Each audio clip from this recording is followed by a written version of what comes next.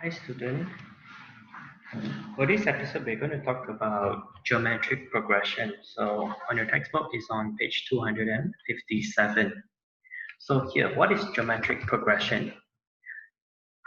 Okay, as you can see here, geometric progression, a sequence of progression of numbers is said to follow geometric progressions or patterns when the ratio of consecutive terms is a constant value.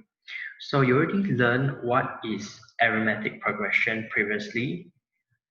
So now let's have a look on the below progression, which is not a geometric progression. Okay, well, we have three here. Okay, 5, 10, 20, 40, 80, 81, 27, 9, 3, 1, 60, 50, 40, 30, and 20. So which one is not a geometric progression? The last one. Okay, the first one, each term in the first sequence is double to generate the next, which means the first term you have 5 times 2 you get the second term, which is 10, and then 10 times 2 you get 20, which you get the third term, and then you keep multiply by 2, and then as you can see, the relationship here is times 2.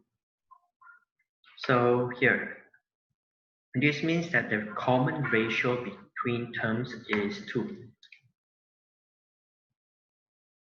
The second one, each term in second sequence is divided by 3. So here we have 81 divided by 3, you get 27.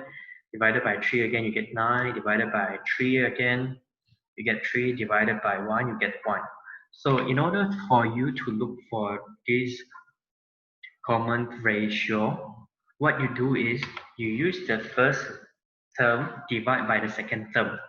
And if this is a geometric progression, then the common ratio would be the same to when you check on this sequence. And then the last one 60, 50, 40, 30, and 20. This is an arithmetic progression. Okay, why? Because if you were to check on this thing over here, 60 to 50, you have to minus 10. And then 50 to 40 minus 10, 40 to 30 minus 10, and then here also minus 10. So to differentiate arithmetic progression and geometric progression, arithmetic progression, we have common difference. Common difference, you have plus and minus by a value. Whereas where it comes to geometric progression, you have to times or divide by a certain value. Okay, move on to the next one. Entomophagy formula. Now this is, check on this sequence, the first sequence that we use here, 5, 10, 20, 40, and 80. Using A to represent the first term of the sequence, like what you do for your AP, arithmetic progression. R to represent the common ratio. Common ratio, you have R.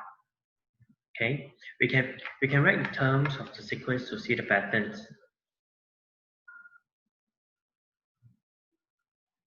Okay, now you can see, because when it comes to common ratio, we have to multiply by the same number throughout. So the first term you have 8, so 8 times R. Your second term you have AR, and then continue from there, you have to times R again, because that is your common ratio. You have AR squared, so on and so forth. So based on what we see here, we can deduce a formula.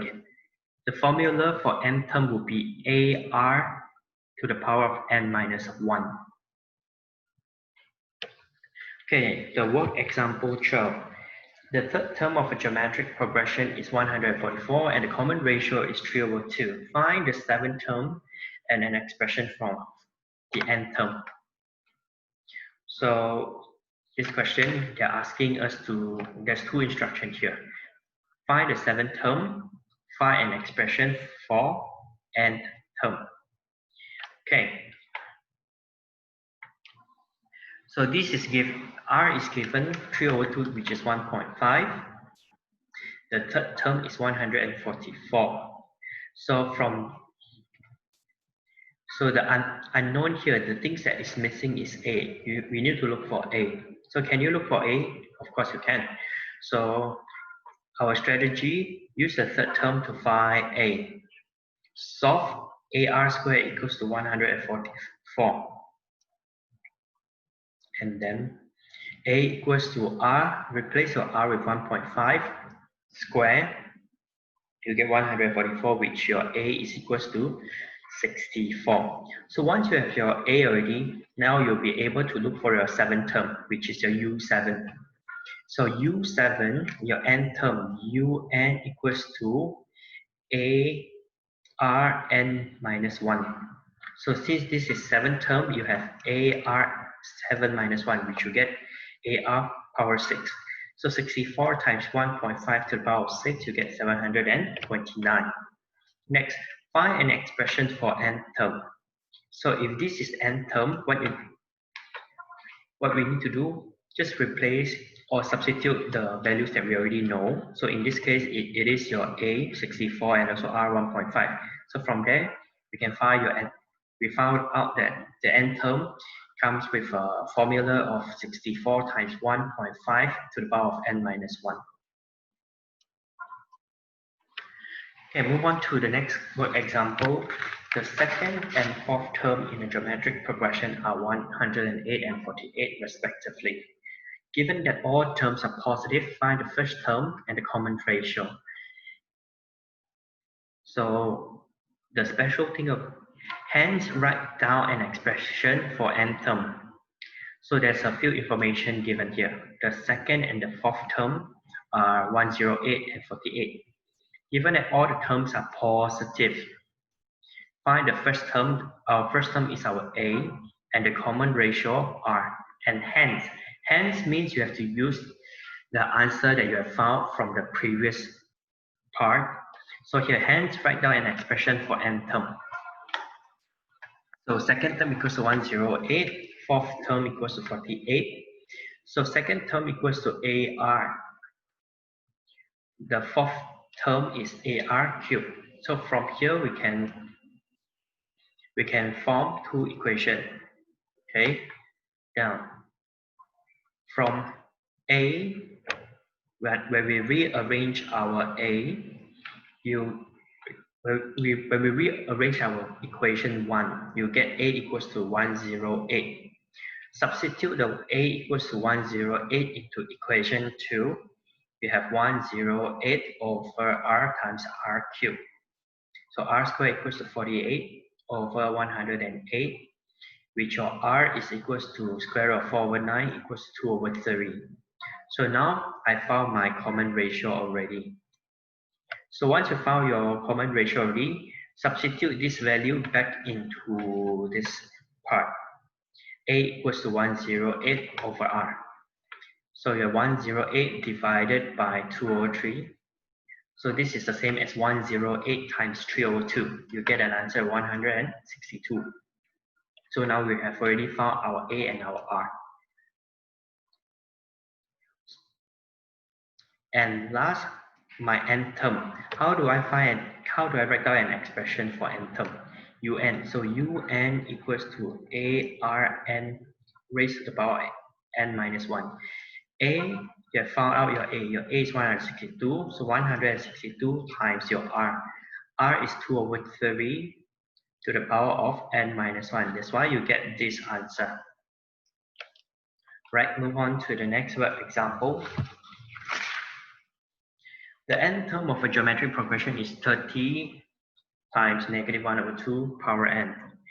Find the first term and the common ratio.